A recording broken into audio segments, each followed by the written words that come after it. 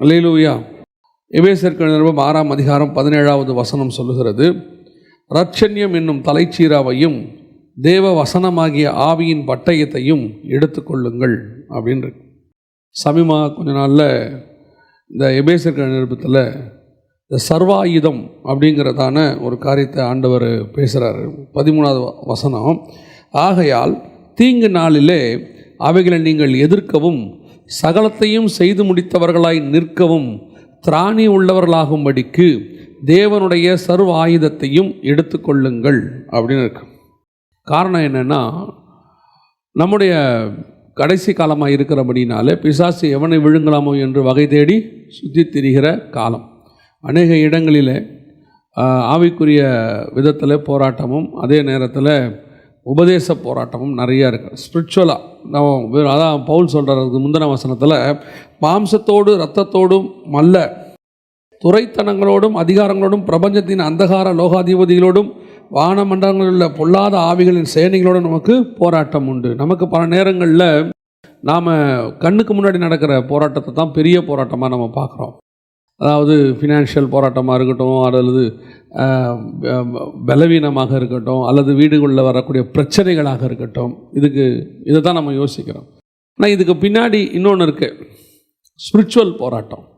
இந்த ஸ்பிரிச்சுவல் போராட்டம் நம்ம பல நேரங்களில் நமக்கு நடக்கிற விஷயத்தை ஸ்பிரிச்சுவலாக நம்ம பார்க்குறதில்ல.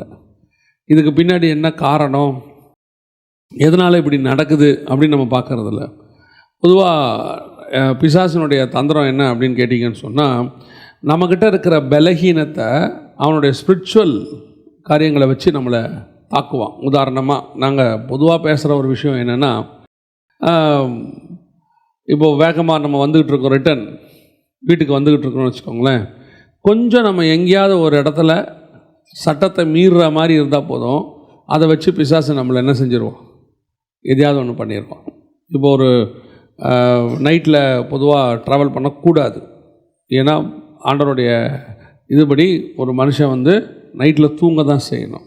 ஆனால் இன்றைக்கி நைட்டில் ட்ராவல் பண்ணுறது அல்லது நைட்டில் வேலை பார்க்குறதுங்கிறது சகஜமாகிருச்சு. அது சீர்கேடு, பூமியினுடைய சீர்கேடு. அதை ஒன்றும் செய்ய முடியாதுன்னு வச்சுக்கோங்க. இப்போ நம்மளும் பல நேரங்களில் சில சூழ்நிலைகளில் நைட்டில் என்ன செய்கிறோம், ட்ரைவ் பண்ணுவோம். அப்போ தூக்கம் சரீரத்துக்கு வருதுன்னு வச்சுக்கோங்க. அப்போ ட்ரைவ் பண்ணும்போது தூக்கம் வந்தால் என்ன செய்யணும், கொஞ்சம் வண்டியை ஓரமாக போட்டு என்ன செய்யணும், தூங்கணும். நாம் அதை கடினப்பட்டு இல்லை நம்ம போயிடுவோன்னு சொல்லி கஷ்டப்படுறோம் பாருங்களேன். எங்கேயோ ஒரு இடத்துல நம்ம கொஞ்சம் கண்ணை மூடுவோம், அது ஒரு ஆக்சிடெண்ட்டாக மாறிடும். அது நான் சொல்லுவேன், தேவ பிள்ளைகளுக்கு எப்போன்னு பிசாசு பார்த்துக்கிட்டே இருப்பான், எப்போ சான்ஸ் கிடைக்கும்னு பார்ப்பான். நம்ம சின்ன சான்ஸ் கொடுப்போம், அதை அவன் பெரிய விளைவாக மாற்றிடுவான். அதனால தான் வெறும் மாம்சத்தோடு ரத்தத்தோடு மாத்திரமல்ல, இது நம்மளுடைய பலகீனம், மாம்சத்தோடு ரத்தத்தோடு இருக்கிறது. அதை ஸ்பிரிச்சுவலாக மாற்றிப்பான் அந்தகார லோகாதிபதி. அவனுடைய விஷயத்தை எடுத்து கையில் யூஸ் பண்ணிப்பான். அதுக்கு தான் எப்போவுமே நம்மளை என்ன செய்யணுன்றாரு, அதை எதிர்க்கவும் திராணி உள்ளவர்களாகும்படிக்கு நம்ம எப்போவுமே என்ன செய்யணுமா, ஒரு சேஃப் கார்டு ஒன்று வச்சுருக்கணும்.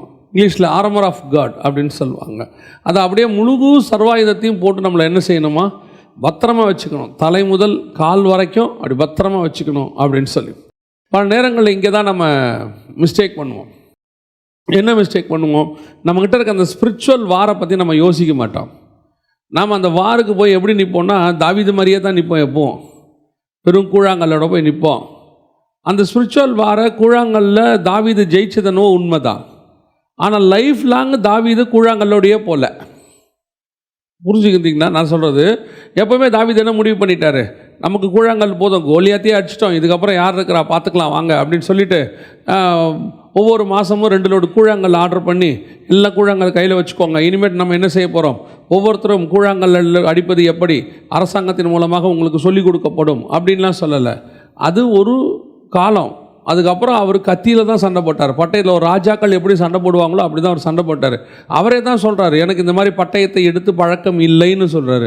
ஒரு இடத்துல அவரே தான் கேட்குறாரு, ஏதாவது பட்டயம் கிடைக்குமா எனக்கு சண்டை போடுறதுக்குன்னு கேட்குறாரு. அவர் அப்கிரேட் பண்ணுறாரு. ஸ்பிரிச்சுவலி நம்ம அதே மாதிரி தான் நம்மளை சேஃப்டி அப்கிரேட் பண்ணணும். இங்கே பட்டயம் இருக்குது, ஆவியின் பட்டயம் இருக்குது, ஒவ்வொன்றும் இருக்குது. அப்போ சமீபத்தில் இந்த சர்வாயுதத்தை பற்றி ஆண்டவர் பேசிக்கிட்டு இருக்கும்போது எனக்கு ஒரு வித்தியாசம் இல்லை, வேற ஒரு காரியத்தை கர்த்தர் உணர்த்தினார்.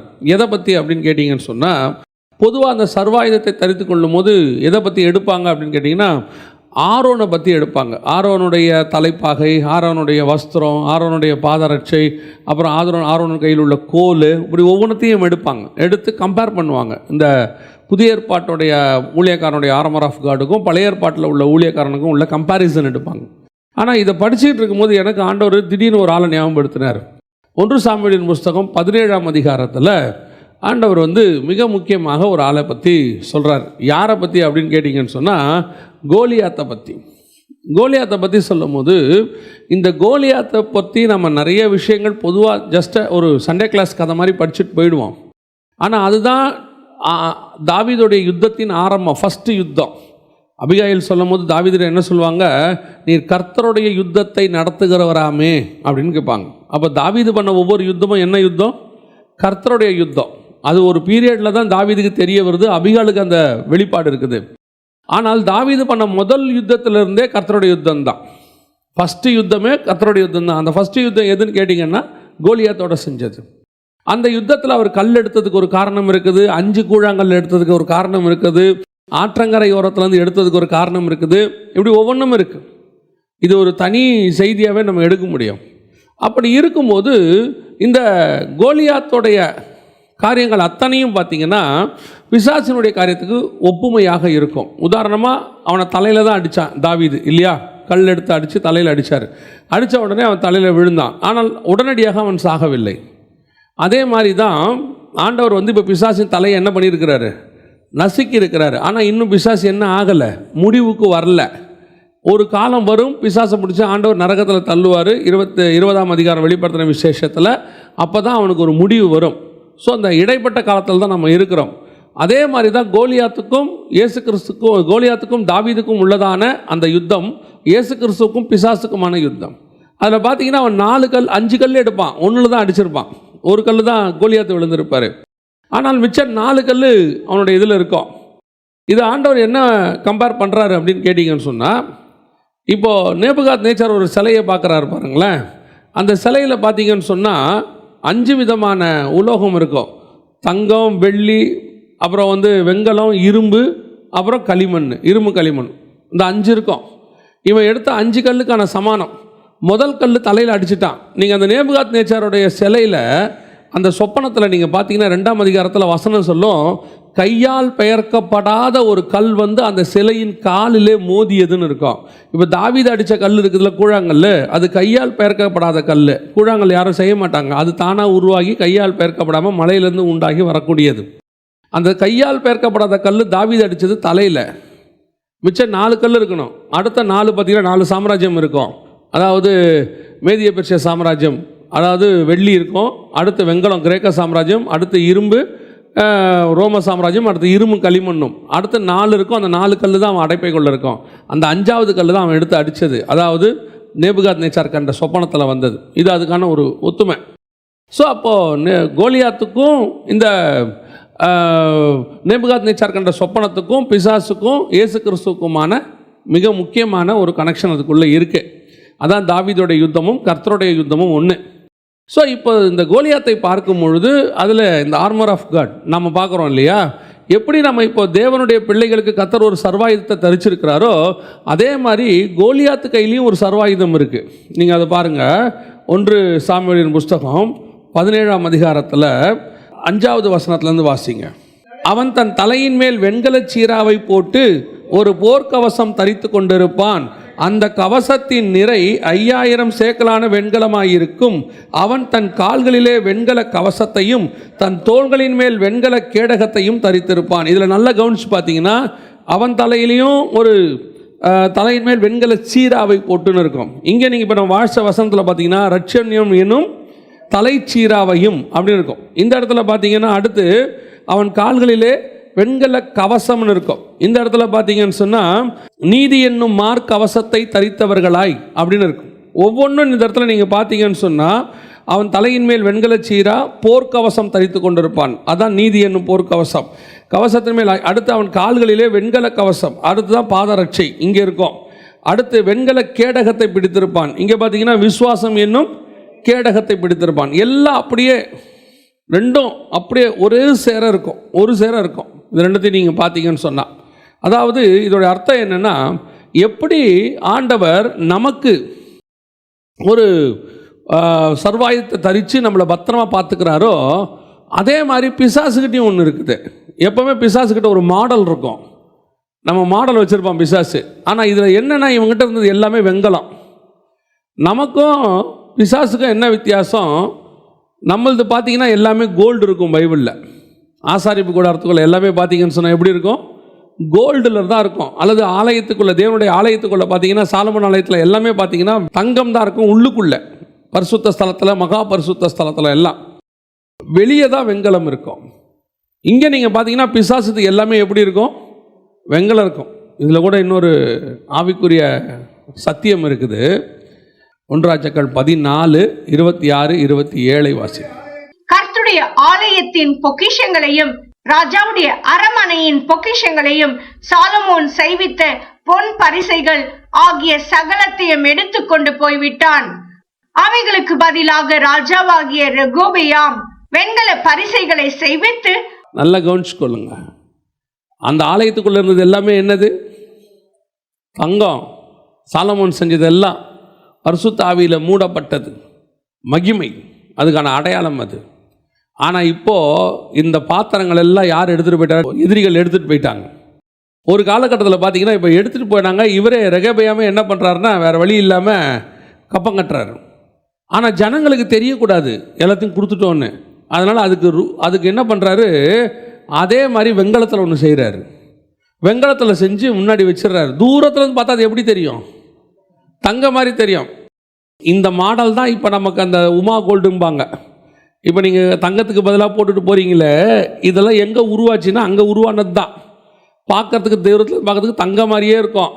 அதை நல்ல தங்கம் போடுற ஆள் கண்டுபிடிச்சிடும். அது தங்கம் இல்லை, அது பார்த்தாலே தெரியுது அப்படின்னு சொல்லிடுவாங்க இல்லையா? இது எங்கே வந்ததுன்னா, ராஜாவோடைய அவன் தான் சொல்லி கொடுத்தான். சரி, தங்கத்தை எடுத்துருவோம், ஆனால் கிட்ட வந்து பார்த்தா வெங்கலம், தூரத்தில் பார்த்தா எல்லாம் தங்க மாதிரியே தெரியும். அதே மாதிரி தான் பிசாசு நம்மளை ஆண்டவர் எல்லாத்தையுமே மகிமையில் பரிசுத்தாவியில் மூடி வச்சுருக்கும் போது, அந்த ப்ரெசன்ஸ் போயிடுச்சுன்னா அதுக்கு பதிலாக வெங்காயத்தில் மூடிடுவாங்க. அதுதான் உலக பிரகாரமானது. அது வந்து நம்ம இந்த போலியாக நம்ம பரிசுத்தவான்களை காட்டிக்கொள்றதுக்கான அடையாளம் அது. சிலர்லாம் பார்த்தீங்கன்னு சொன்னால், உண்மையான பரிசுத்தவானுக்கும் போலியான பரிசுத்தவானுங்களுக்கும் அவ்வளோ சீக்கிரத்தில் என்ன செய்ய முடியாது, உங்களால் கண்டுபிடிக்க முடியாது.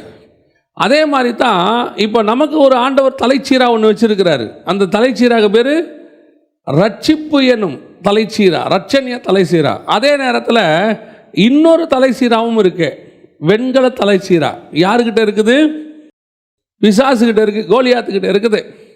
இந்த தலைச்சீரா எதுக்காக அப்படின்னு கேட்டிங்கன்னு சொன்னால், தலையை பாதுகாப்பதற்காக. இங்கிலீஷில் அதுக்கு ஹெல்மெட்னு பேர்.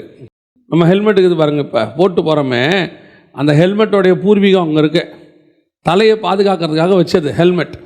அதாவது ஒரு சர்வாயுதத்திலேயே த வைட்டல் பார்ட் அப்படின்னு சொல்லுவாங்க. அதோட அர்த்தம் என்னென்னா, முக்கியமானது எது அப்படின்னு கேட்டிங்கன்னு சொன்னால் தலைச்சீரா தான் முக்கியம். ஏன் அப்படின்னு கேட்டால், எங்கே அடிபட்டாலும் பொழைச்சிக்கலாம். மண்டை போச்சு, தலை போச்சு, எல்லாம் போச்சு. ஸோ இந்த தலையை என்ன செய்யணும்? பார்த்துக்கணும். இந்த தலையை பத்திரமா பார்த்துக்கிறது தான் எது அப்படின்னு கேட்டிங்கன்னு சொன்னால் இந்த தலைச்சீரா. இதை போட்டு வச்சுருப்பாங்க. ஆனால் இன்னைக்கு ஆவிக்குரிய விதத்தில் நமக்கு ஆண்டவர் ஒரு தலைச்சீரா கொடுத்துருக்கிறாரு. அது என்ன தலைச்சீரா? ரட்சிப்பு எனும் தலைச்சீரா. இந்த ரட்சிப்பு தான் நம்மளை என்ன செய்யுது அப்படின்னு கேட்டிங்கன்னா, நம்மளை ஆவிக்குரிய வாழ்க்கையில் நாம் மரித்து போகாதபடிக்கு பத்திரமாய் பாதுகாக்குது, நாம் அடைந்த ரட்சிப்பு. ஆனால் இந்த ரட்சிப்பு இருக்கு பாருங்களேன், இப்போ கோலியாத்துக்கிட்ட தலைச்சீரா இருந்துச்சா இல்லையா? கோலியாத்துக்கிட்ட தலைச்சீரா இருந்துச்சு. ஆனால் கோலியாத்து வீழ்த்தப்பட்டார், கோலியாத்து மரித்து போனான், தலை வெட்டப்பட்டது.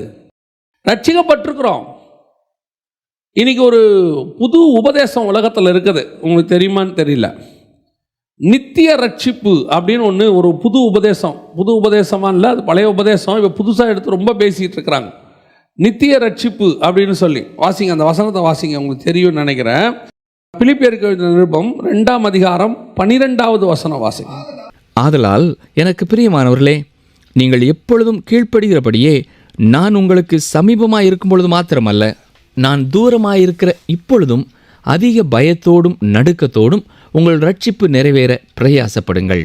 உங்கள் ரட்சிப்பு நிறைவேற பிரயாசப்படுங்கள் அப்படின்னு இருக்கு. ஆனால் இன்றைக்கி ஒரு குரூப் என்ன சொல்லிக்கிட்டு இருக்குது அப்படின்னு கேட்டிங்கன்னு சொன்னால், நித்திய ரட்சிப்புன்னு ஒன்று இருக்குது. அதாவது நீங்கள் ரட்சிக்கப்பட்டுட்டீங்கன்னா அந்த ரட்சிப்பு உங்களை கடைசி வரைக்கும் காப்பாற்றி பரலோகத்துக்கு கூட்டிகிட்டு போயிடும். அந்த நித்திய ரட்சிப்புக்கான வசனம் வாசிங்க தயவுசெய்து. எபிரேயர் 5:9 வாசிங்க. ஹீப்ரூ 5:9. நாம் பூரணரான பின்பு நமக்கு கீழ்ப்படுகிற யாவரும் நித்திய ரட்சிப்பை அடைவதற்கு காரணராகி அப்படின்னு இருக்கு. இந்த நித்திய ரட்சிப்புனா என்ன? இப்போ புதுசாக சொல்கிறாங்க, ஒன் சேவ்ட் எவர் சேவ்ட் அப்படிங்கிறாங்க. அதோட அர்த்தம் என்னென்னா, ஒரு தடவை நீங்கள் ரட்சிக்கப்பட்டுட்டீங்கன்னா போதும், அந்த ரட்சிப்பு உங்களை என்ன செஞ்சிருமா? நித்தியமாக காப்பாற்றிடுமா.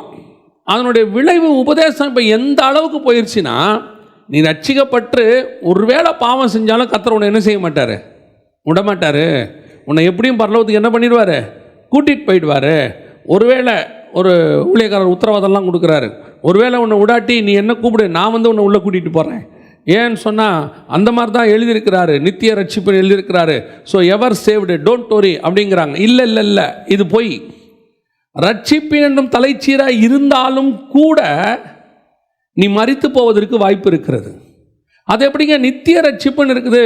ஒன் சேவ்ட் எவர் சேவ்ட், நித்திய ரட்சிப்புன்னு இருக்கு, எட்டர்னல் சால்வேஷன் இருக்கு. அப்படி இருக்கும்போது எப்படி நீங்கள் வந்துட்டு இப்படி சொல்லுவீங்க, உள்ளே விட மாட்டார், நீங்கள் வந்துட்டு அந்த ரட்சிப்பு. அதனால தான் பிலிப்பியர் நிருபத்தில் வாசித்தோம். இப்போது இன்னொரு வசனம் அதே எபிரேயர் நிருபத்தில் வாசிங்க பார்ப்போம். நான் 6ஆம் அதிகாரம் 4 முதல் வாசிங்க பார்ப்போம். ஏனெனில் ஒரு தடவை பிரகாசிக்கப்பட்டும் பரம ஈவை ருசி பார்த்தும் பரிசுத்த ஆவியை பெற்றும் நல்வார்த்தையை இனிவரும் உலகத்தின் பலன்களையும் ருசி பார்த்தும் மனம் திரும்புவதற்கு ஏதுவாய் அவர்களை மறுபடியும் புதுப்பிப்பதற்கு கூடாத காரியம். ரட்சிக்கப்பட்டாச்சு, ஒரு தடவை நீங்கள் மனம் திரும்பியாச்சு, பரம ஈவ ருசி பார்த்தாச்சு, பரிசுத்த ஆவியையும் பெற்றாச்சு. இனி வரும் பலன்கள், இனிமேல் இயேசு கிறிஸ்து வர போறாரு, என்னை வந்து கூட்டிட்டு போவாரு, சிங்காசனத்துக்கு பக்கத்தில் நிற்க வைக்க போறாரு, அவரோடு கூட ஆளுகை செய்வேன், எல்லாம் தெரியும் எனக்கு. ஆனால் ஒருவேளை நான் விழுந்து விட்டால் அந்த ரட்சிப்பு என்னை நித்தியமாலாம் காப்பாற்றாது. அதனால தான் பிலிப்பியருக்கு எழுதும்போது தெளிவாக அவர் சொல்றாரு 2:12, உங்கள் ரட்சிப்பு பூரணப்பட பிரயாசப்படுங்கள். ஒன் சேவ்டு எவர் சேவ்டு கிடையவே கிடையாது. ஒன் சேவ்டு, அதை நீங்கள் பூரணப்படுறதுக்கு பிரயாசப்படணும். கடைசி வரைக்கும் அந்த ரட்சிப்பை பத்திரமா பார்த்துக்கணும். உன் தலைச்சீரா என்கிற ரட்சிப்பு பத்திரமா பார்த்துக்கணும். தலைச்சீரா இருந்தாலும் நீ வீழ்த்தப்படுவாய், ரட்சிக்கப்பட்டிருந்தாலும் நீங்கள் மரிப்பதற்கு வாய்ப்பு இருக்கிறது. எங்கிருந்து பிசாசு எப்படி உங்களை தாக்குவான்னு உங்களுக்கு தெரியாது. இப்போ இயேசு பாருங்க, இயேசு கிறிஸ்துவால அப்போஸ்தலனாக அழைக்கப்பட்டவன் தான் யூதாஸ் காரியத். பவுல் பேதுரு சொல்றாரு அப்போஸ்தலர் நடபடிகளில் 1ஆம் அதிகாரத்தில் கொடுக்கும்போது, அவன் தனக்குள்ளதான காரியத்தை இழந்து போனான்ங்கிறார். அப்போஸ்தலர் பட்டத்தை இழந்து போனான். யார் அப்போஸ்தலர்கள்? நியாயம் தீர்க்கிறவர்களாக இருப்பார்கள்னு ஆண்டவர் சொல்றார். நீங்கள் அவர்களை நியாயம் தீர்க்கிறவர்களாக இருப்பீர்கள்னு சொல்றாரு. புதிய எருசலேமுக்கு அஸ்திபாரமான பேர், அதுக்கு செலக்ட் பண்ணப்பட்டவன் தான் யூதாஸ் காரியத். இயேசு கிறிஸ்துவோட 3 வருஷம் இருந்தவன், அவனே பின்மாற்றம் அடைஞ்சவனே மீட்கப்படுவது கூடாத காரியமாயிருச்சு. இயேசு சொல்லிட்டார், தெளிவாக சொல்லிட்டார், அவன் மறுபடி பிறவாதிருந்தால் நலமாயிருக்கும். மீட்கப்படுவது கூடாத காரியம். நித்திய ரட்சிப்புலாம் ஒன்று கிடையாது. உனக்கு ஒரு தலைச்சீராவை கர்த்தர் கொடுத்துருக்கிறார், ஹெல்மெட்டை. இந்த தலைச்சீராவை நீ கடைசி வரைக்கும் பத்திரமா பார்த்துக்கணும். ஒரு ரட்சிப்பு பூரணப்பட பிரயாசப்படணும். ஒரு தடவை ரட்சிக்கப்பட்டோம், நாங்கள் வந்துட்டு ஞானஸ்நானம் எடுத்துட்டோம், அதுக்கப்புறம் எங்களுக்கு வீழ்ச்சியே கிடையாது, ஆண்டவர் எங்களை பத்திரமா பார்த்துப்பாரு. உண்மை. கடைசி வரைக்கும் உன் தலை அடிபடாதபடிக்கு கர்த்தர் பாதுகாத்துக் கொள்வதற்கு வல்லமை உள்ளவர். ஆனால் நீங்கள் அதை பத்திரமா பார்த்துக்கணும். அழகாக சொல்வார், சபையை பார்த்து ஆண்டவர் சொல்வார், நான் வருமளவும் உனக்குள்ளதை பற்றி கொண்டிரு. வெளிப்படுத்தின விசேஷம் 2ஆம் அதிகாரம் 10வது வசனத்தில் ஆண்டவர் சொல்வார், நீ படப்போகிற பாடுகளை குறித்து எவ்வளவும் பயப்படாதே. இதோ நீங்கள் சோதிக்கப்படும் பொருட்டாக பிசாசானவன் உங்களில் சிலரை காவலில் போடுவான். 10 நாள் உபத்திரவப்படுவீர்கள். ஆகிலும் நீ மரண பரியந்தம் உண்மையாயிரு, அப்பொழுது ஜீவ கிரீடத்தை உனக்கு தருவேன். ஜீவ கிரீடத்தை உனக்கு நான் தருவேன். அப்ப யாருக்கு தருவாரு? மரண பரியந்தம் உண்மையா இருக்கணும். உன் ரட்சிப்பு பத்திரமா பாதுகாத்து கொள்ளணும். அவனுக்கு தான் கிரீடத்தை தருவார். நல்லா தெரிஞ்சுக்கொள்ளுங்க, ஹெல்மெட் வேற, க்ரௌன் வேற. கிரீடம் வேறு, தலைச்சீரா வேறு. நீங்கள் தலைச்சீராவையும் கிரீடத்தையும் ஒன்றா நினச்சிக்க கூடாது.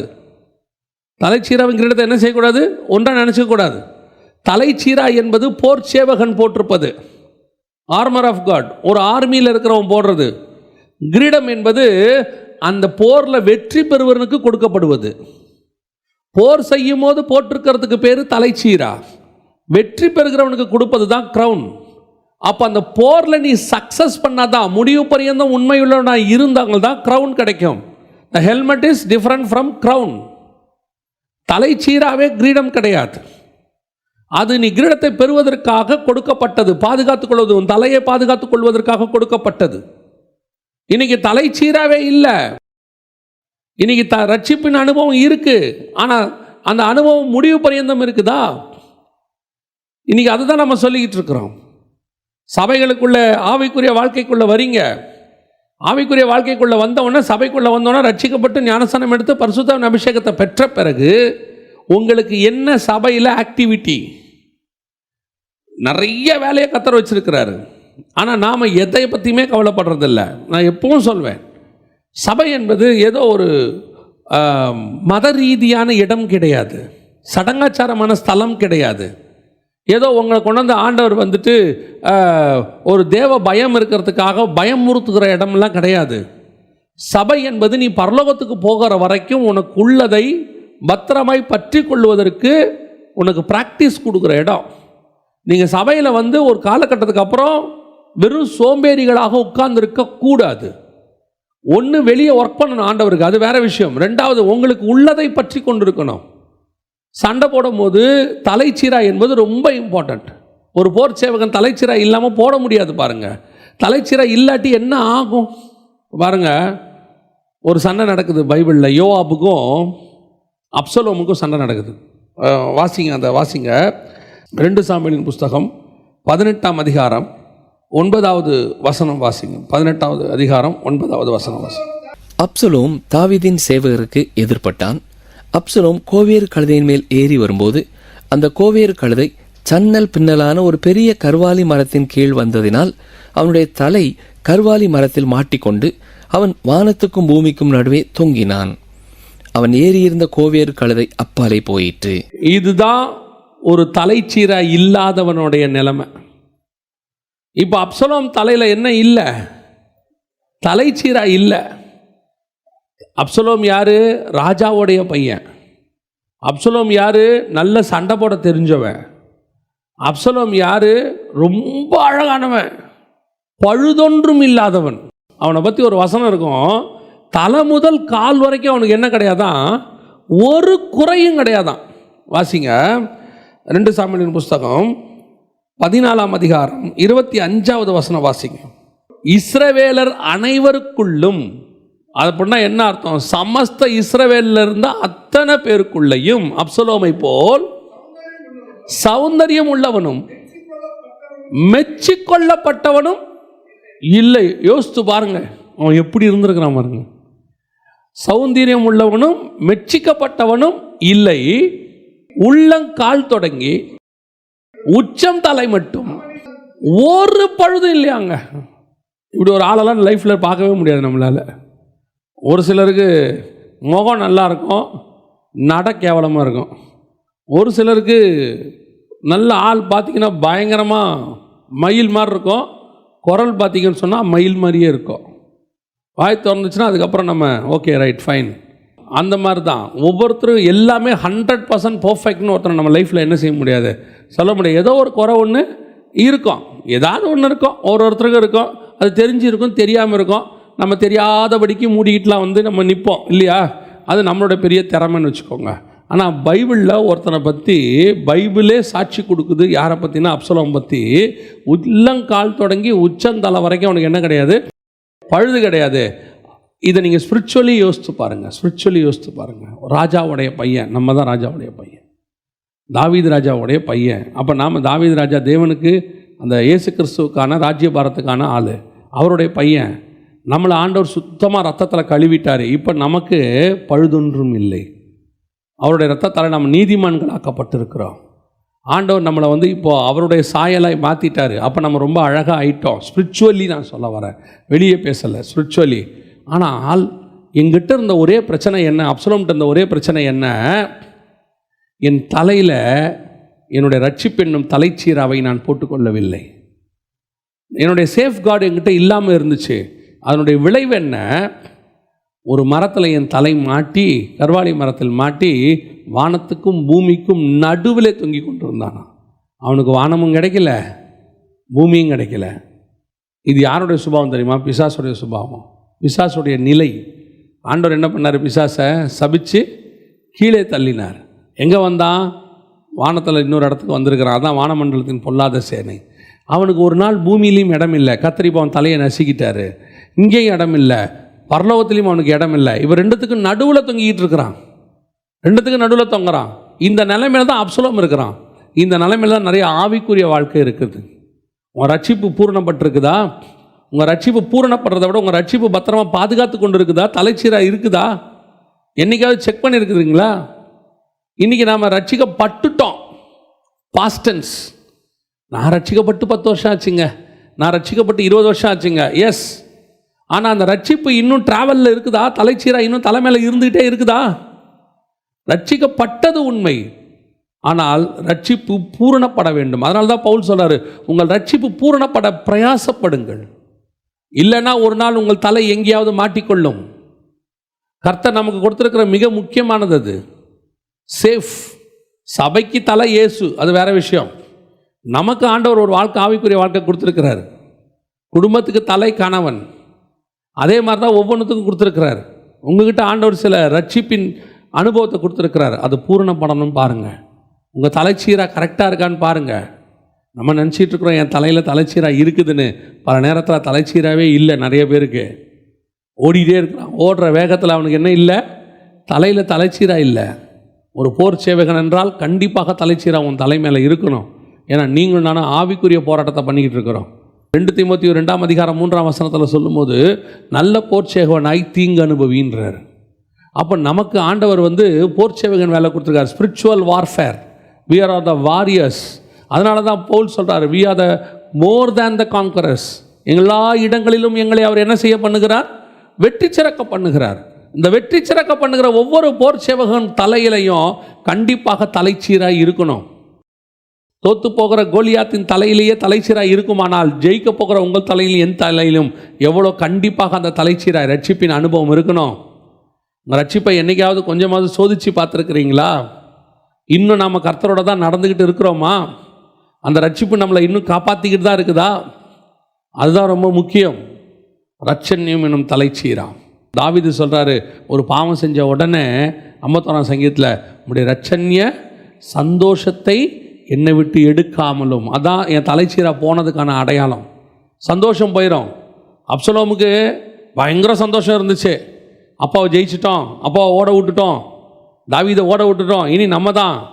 அவன் ஆட்களை சம்பாரிச்சான், காலாட்களை சம்பாரிச்சான், குதிரையை சம்பாரிச்சான், எல்லாம் ஓகே. ஒரு நாள் அவனுக்கு பயம் வந்தது. ஆட்கள் நம்மளை பின்தொடர வந்துட்டாங்க. அந்த பயம், சந்தோஷம் எப்போ போச்சோ அப்பயே ஒரு ரட்சிப்பு போயிடுச்சுன்னு அர்த்தம். அதனால தான் அவன் திருப்பி கேட்குறான் தாவீது, நான் எப்போ பாவம் செஞ்சனோ அப்பயே என் ரட்சிப்பு கேள்விக்குறியாக மாறிடுச்சு. என் தலை மேலே இருக்கிற கிரீடம் கீழே இறங்கிருச்சு, என் தலை மேலே இருக்கிற தலைச்சீராவை கீழே தள்ளியாச்சு.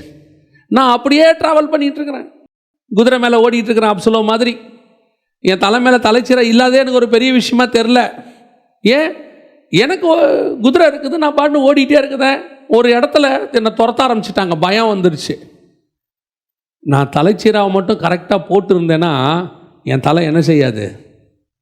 எந்த மரத்துலேயும் மாட்டாது. எல்லா இடத்துலையும் நான் தப்பிச்சுக்கிட்டு ஓடி வந்துக்கிட்டே இருப்பேன்.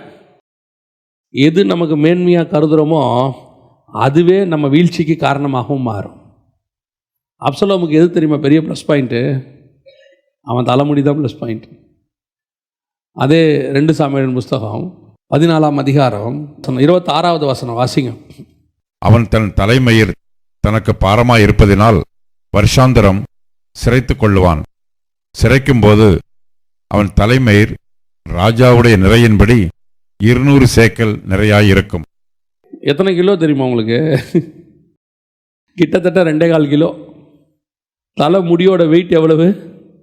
200 சேக்கல்னா, ஒரு சேக்கல்னா நம்ம ஊர் கணக்குக்கு ஒரு 11 கிராம். 200 சேக்கல்னா கிட்டத்தட்ட 2200 கிராம் சொல்லுவாங்க. அதாவது 2 கிலோ 200 கிராம், 2.25 கிலோ.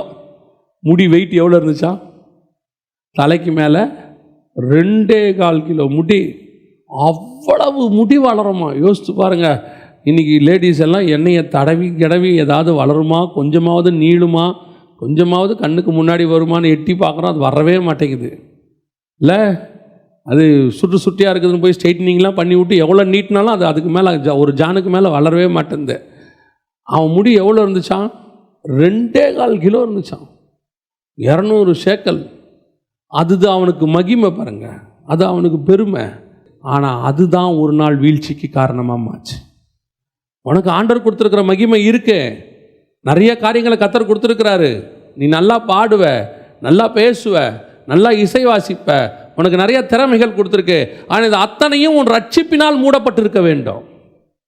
தலைச்சீராவினால் மூடப்பட்டிருக்கணும். உன் தலைச்சீரனால் மூடப்படாவிட்டால் ஒரு நாள் இது எங்கேயாவது போய் மாட்டிக்கும். எங்கேயாவது உன் டேலண்ட் உன்னை மாட்ட வச்சிரும். எங்கேயாவது உனக்கு இருக்கக்கூடியதான மேன்மை உன்னை கொண்டு போய் சிக்க விட்டுரும். அதுக்கப்புறம் உன்னுடைய முடிவு எப்படி இருக்குன்னு தெரியுமா? வானத்துக்கும் பூமிக்கும் நடுவில் தொங்குற மாதிரி ஆயிரும். அங்கேயும் போக முடியாது, இங்கேயும் போக முடியாது. சில நாள் இதுதான் பிரச்சனையே. நரகத்துக்கு போக முடியாது, மனசு வாதிக்குது. தேவன்கிட்டையும் போக முடியல அவனால். ஏன்? பாவம் பண்ணியாச்சு. இப்போ நிறைய பேர்கிட்ட ஒரு பிரச்சனை இருக்குது. பாவம் பண்ணிடுவோம். இங்கே எவனும் பாவம் பண்ணாதவங்களாம் கிடையாது. பாவம் பண்ணிடுவோம். ரட்சிக்கப்பட்ட பிறகு நான் சொல்கிறேன், விழுந்துருவோம். ஆனால் திருப்பி எங்கே போனால் தான் மீட்பு தெரியுமா? தேவ சமூகத்துக்கு போனால் மட்டும்தான் மீட்பு. No other way. வேற எங்கே போனாலும் மீட்பு இல்லை. இப்போ யூதாஸ் எப்படி செத்தான்? நாண்டு கொண்டு செத்தான்.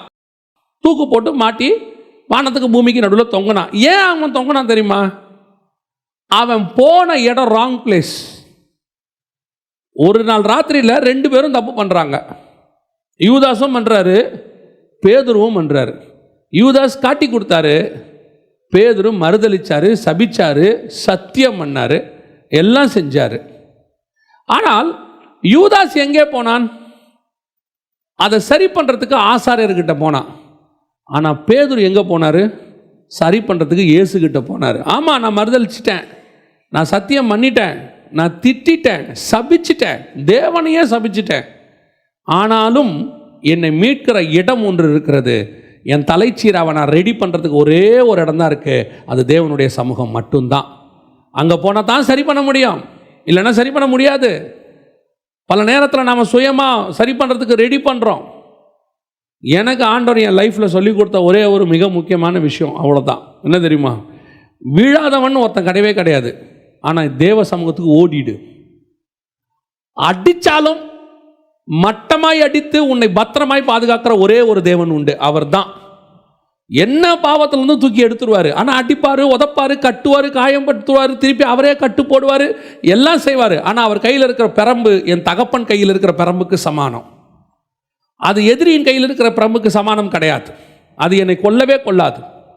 எப்பேற்பட்ட பாவமாக இருக்கட்டும், நான் விழுந்தவனாக இருக்கட்டும், திருப்பி 2வது தடவை விழுந்தா இருக்கட்டும், 7-70 தடவை விழுதாக இருக்கட்டும், திருப்பி தூக்கி நிறுத்தக்கூடிய ஒரு தகப்பன் உண்டு. அவர் என் தலைச்சீராவை திருப்பி சரி பண்ணி என் தலையை கரெக்ட் பண்ணிடுவார். நான் வேற எங்கே போனாலும் நாண்டு கொண்டு சாவேன், வானத்துக்கு பூமிக்கு நடுவில் தொங்குவேன். அது யூதாஸாக இருந்தாலும் சரி, அப்சலோமாக இருந்தாலும் சரி. இன்னைக்கு நாம் எதை வச்சு சரி பண்ண பார்க்குறோம்? நம்ம தலைச்சீரா முதல்ல இருக்கா?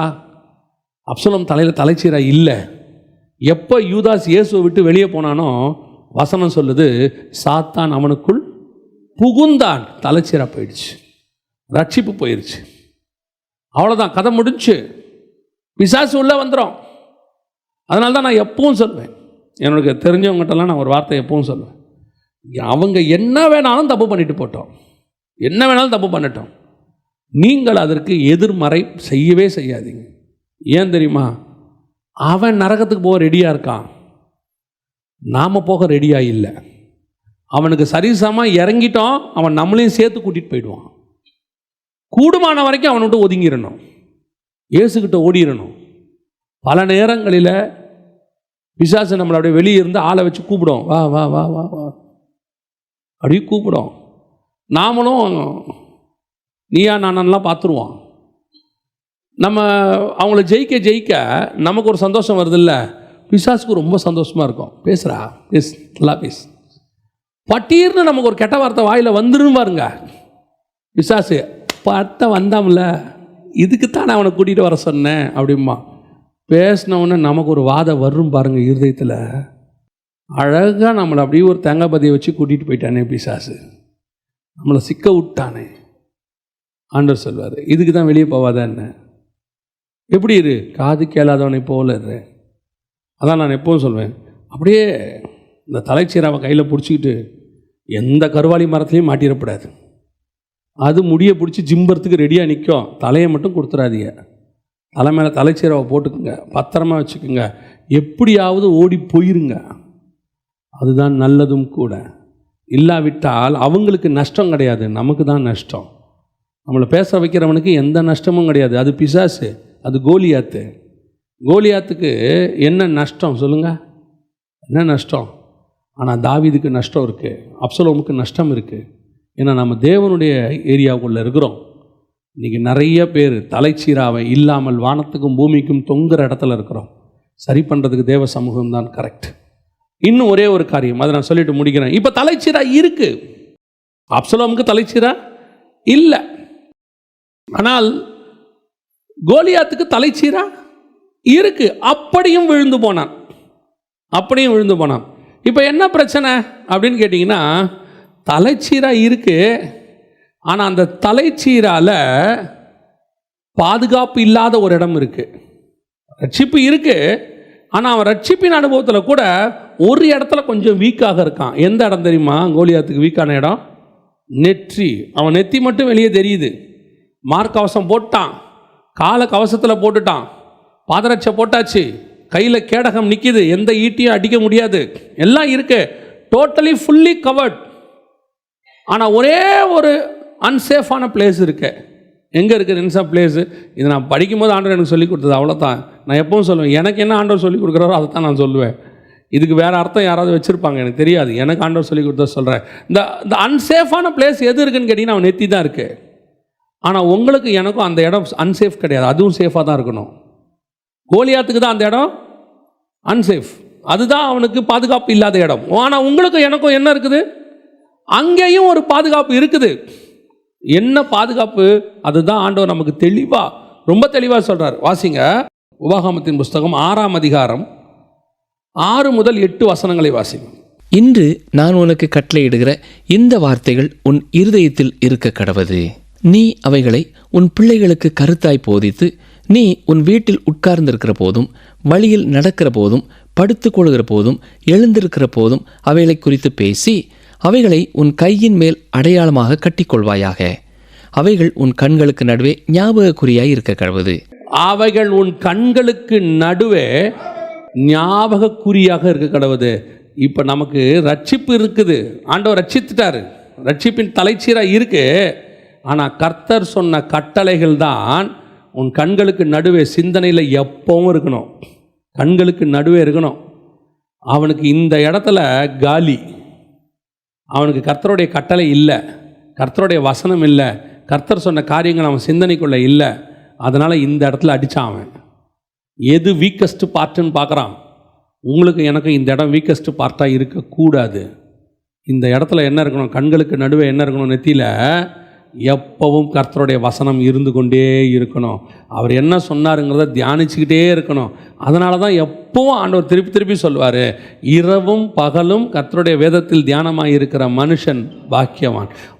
உங்கள் மைண்டில் தாட்டில் கர்த்தரை பற்றி ஏதாவது ஒன்று ஓடிக்கிட்டே இருந்தாச்சுனாலே எந்த சாத்தானுடைய கல்லும் நெத்தியில் வந்து அடிக்காது. நான் இப்போ கோலியாத் சைட்லேருந்து பேசுகிறேன். ஏன் விழுந்தா? தலைச்சீராக இருக்குது, எல்லாம் சேஃபாக இருக்குது, ஆனால் இந்த இடம் மட்டும் காலியாக இருக்குது. இந்த இடத்த அடினார் ஆண்டவர். நீ கல்லை விடு, அவன் வீக்கஸ்ட் பார்ட்டி எதுன்னு எனக்கு தெரியும், நான் அடிக்கிறேன். பிசாசி பார்த்தான் சொல்கிறான், அவனை நீ எடு. அவன் சர்ச்சுக்கு போகிறான், ஆவிக்குரிய சபைக்கு போகிறான், சத்தியம் கேட்குறான், நல்ல ஒரு சரியான சத்தியம் கொடுக்குற சபையில் தான் இருக்கான். ஆனால் அது அவன் நெத்திக்கு நடுவில் இல்லை, அந்த இடம் மட்டும் காலியாக இருக்குது. கொடுக்கறது எங்கே இல்லை? சிந்தனையில் இல்லை. நிறைய பேர் கேட்குறதோட சரி, அதை தன்னுடைய வாழ்க்கையில் யூஸ் பண்ணுறது கிடையாது, அதை யோசிக்கிறது கிடையாது, சிந்திக்கிறது கிடையாது. இங்கே நிறைய நமக்கு கவலைகள் இருக்குது, யாரும் இல்லைன்னே சொல்லலை. அதுவும் இந்த கடைசி காலத்தில் பயங்கரமான டென்ஷன் உள்ள லைஃப். ரோட்டுக்கு போனாலும் டென்ஷன், வீட்டுக்கு போனாலும் டென்ஷன் இல்லையா? வீட்டுக்கு போனால் அங்கே வேறு விதமான டென்ஷன், ரோட்டுக்கு வந்தால் அங்கே வேறு விதமான டென்ஷன். எல்லாருக்கும் இருக்குது, ஆண்களுக்கும் இருக்குது, பெண்களுக்கும் இருக்குது. இவைகளுக்கு நடுவில் நமக்கு இந்த யோசிக்கிறதுக்கு நேரமே இல்லை. எதையாவது சொல்லி பாருங்களேன், இப்போ வசனத்தை தியானிக்கிறது ஏதாவது சொன்னால் உடனே எங்கெங்கே இருக்கிற நேரத்தில் சர்ச்சுக்கு போகிறதே பெரிய விஷயம். இன்னும் கொஞ்சம் பேரோட இன்னும் பெரிய விஷயம் என்னென்னா, அவன் இங்கே வர்றது எதுக்கு வரானா, நம்ம கொடுக்குற வசனமெல்லாம் மைண்டில் ஏறல, ஒரு 2 மணி நேரம் ரிலாக்ஸாக இருக்கலாம், நிம்மதியாக இருக்கலாம். இந்த இடம் காலியாகவே இருக்குது, இந்த இடம் காலியாகவே இருக்குது. உன் சிந்தனைக்குள்ளே, உன் எண்ணத்துக்குள்ளே, மண்டைக்குள்ளே கர்த்தருடைய வசனம் இருந்துகிட்டே இருக்கணும். கர்த்தர் சொன்னது ஏதாவது ஒன்று ஓடிட்டே இருக்கணும். எல்லாருடைய குடும்பத்திலையும் இதான் நடக்குது. இங்கே யாரும் தேவ தூதர்கள்லாம் கிடையாது. அத்தனை பேரும் தலைச்சீராவை போட்டுக்கிட்டு கீழே விழுந்துடாமல் இருக்கிறதுக்கு பத்திரமா ஒரு கையில் பிடிச்சிக்கிட்டு தான் ஓடிட்டு இருக்கோம். இந்த ஊர்களெல்லாம் பார்த்தீங்கன்னா தலைமையில் ஒரு பானையோ அல்லது இதையோ வச்சுக்கிட்டு, நீங்களாம் பார்த்துருக்க மாட்டேன், எங்கள் ஊர்லலாம் இருக்குது, அப்படியே தண்ணி தூக்கிட்டு வருவாங்க பாருங்கள், தலையில் வச்சுக்கிட்டு ஒரு கையில் ஒரு பையை பிடிச்சிட்டு கிடு கிடு கிடு கிடு நடந்து வருவாங்க. பல நேரங்களில் ஆவியானவர் பேசிக்கிட்டே இருப்பார். இதிலிருந்து வீட்டில் பிரச்சனை வந்துச்சுன்னா டக்குன்னு கிளம்பி வெளியே போயிடுவேன், வெளியே பிரச்சனை வந்துச்சுன்னா டக்குன்னு கிளம்பி வீட்டுக்கு போயிடுவேன். ஆனால் நடுவில் இந்த வசனம் மட்டும் மைண்டில் ஓடிட்டே இருக்கும். ஏதோ ஒன்று சொல்லுவார், ஏதோ ஒன்று பேசிட்டே இருப்பார், ஜோம் பண்ணிகிட்டே இருப்போம், ஏதோ ஒன்று சொல்லுவார். நான் உடனே யார்ட்டையாவது பேசிடுவேன், அதை இது பாருங்க இந்த வசனம் இப்படி ஒன்று சொன்னார், அதை பற்றி டிஸ்கஸ் பண்ண ஆரம்பிச்சிருவேன். நான் உங்களுக்கு சொல்கிறேன், சர்வ பிரச்சனைக்கும் வழி நிவாரணி எதுன்னு கேட்டால் கர்த்தருடைய வசனம் மட்டும்தான். அதை அப்படியே உங்களோட ஹீல் பண்ணும் பாருங்கள். நிறைய பிரச்சனைகள் வந்து உங்களை ஹீல் பண்ணும். தியானிக்க தொடங்க. பிரச்சனை வருதா, எடுத்து பைபிள் வசனம் வாசிங்க. ஏங்க இதுக்கு அதுக்கும் என்னங்க சம்மந்தம் இருக்கு? கால் வலி வந்தால் வாயில் மாத்திரை போடுறோமா? எவ்வளோ ஐடியா வருங்க, இப்படி கண்டுபிடிச்ச பாருங்க. காலில் வலி வந்தோன்னா வாயில் மாத்திரை போடுறோமா? ஆனால் கால் வலி சரியாகுதுன்னு சொல்கிறோமா? அது நல்ல மாத்திரைங்க, போட்ட உடனே சரியாச்சு சொல்கிறோம் தானே. யூஸ்வலாக மாத்திரை போடணும் வாய் வலியாக கீழே தானே இறங்கணும். இப்படி இறங்குற மாத்திரை எப்படி மேலே இருக்கிற தலைவலியை சரி பண்ணுது? ஆக்குதான் இல்லையா? ஏதோ ஒன்று செய்யுது இல்லை. அதை விட மேலான ஹீலிங் எதுன்னு கேட்டிங்கன்னா கர்த்தருடைய வசனம். இதுக்கு அதுக்கு என்னங்க சம்மந்தம்னு கேட்காதீங்க, ஆனால் இருக்குது, சம்பந்தம் இருக்குது. நல்லா வசனம் வாசித்து பாருங்கள். ஏதாவது பிரச்சனை வரும்போது சில நேரத்தில் இப்போது இன்னொரு நமக்கு ஆண்டவனுக்கு கடைசி காலத்தில் கிருபை பெருகும்னு இருக்கு. இவனுங்க இப்போ கொடுக்குற டார்ச்சரில் வாசிக்க கூட முடியாது. நமக்கு எந்த பிரச்சனையும் அதை ஹீல் பண்ணி விட்டுரும். இந்த நெத்திக்கு நடுவில் காலியாக இருக்கவே கூடாது. இருந்துச்சு பிரச்சனையை கொண்டாந்து பிசாசு போட்டுருவான். கல் மேலே கல் அடிச்சுக்கிட்டே இருப்பான். ஒரு நாள் நீங்கள் கூப்பிட விடுந்து இல்லாமல் போவீர்கள். தலைச்சீராக இருக்கும், ரட்சிப்பு இருக்கு. எத்தனை பேர் ரட்சிக்கப்பட்டவன் பின்வாங்கி போயிட்டான்? எத்தனை பேர் ரட்சிக்கப்பட்டவன் ஆண்டவர் விட்டு போட்டான்? ஏன் போகிறான்? ஏதோ ஒரு பிரச்சனை, ஏதோ ஒரு சூழ்நிலை அவனை பின்னுக்கு தள்ளுகிறது. அது பாவம் செய்யறதுக்கு சூழ்நிலை தான் காரணம். ஒரு சூழ்நிலையை உண்டாக்கி அப்புறம் பாவம் செய்ய வைப்பான் பிசாசு. அந்த சூழ்நிலையை ஏன் உண்டாக்குறான் பிசாசு? இந்த இடம் காலியாக இருக்குது, எல்லாருக்கும் பிரச்சனை இருக்குது. அதான் நான் எப்பவும் சொல்லுவேன், உலகத்திலேயே யாக்கோப மாதிரி பிரச்சனை உள்ள மனுஷன் உலகத்தில் யாரும் கிடையாது. நான் அவனுடைய இதை படிக்க அவனை பார்த்தா பாவமாக இருக்குது. சும்மா இருக்கிறவனை வம்பு இழுத்துனே இருப்பாங்க. அவன் பாட்டுன்னு ஊரில் சும்மா தான் இருந்தான். அவங்க அம்மா போய் அப்பா கிட்ட ஆசீர்வாதத்தை வாங்கிக்கிட்டான்ச்சு. வாங்கிட்டு வர்றான், அதே அம்மா கூப்பிட்டு சொல்லுது, ஊர் விட்டு ஓடிடுறா, உங்கள் அண்ணன் கொல்ல போகிறான். அவங்க நான் சும்மா தானே இருந்தேன், நான் பாட்டுன்னு வேலை பார்த்துட்டு சும்மா தானே இருந்தேன்.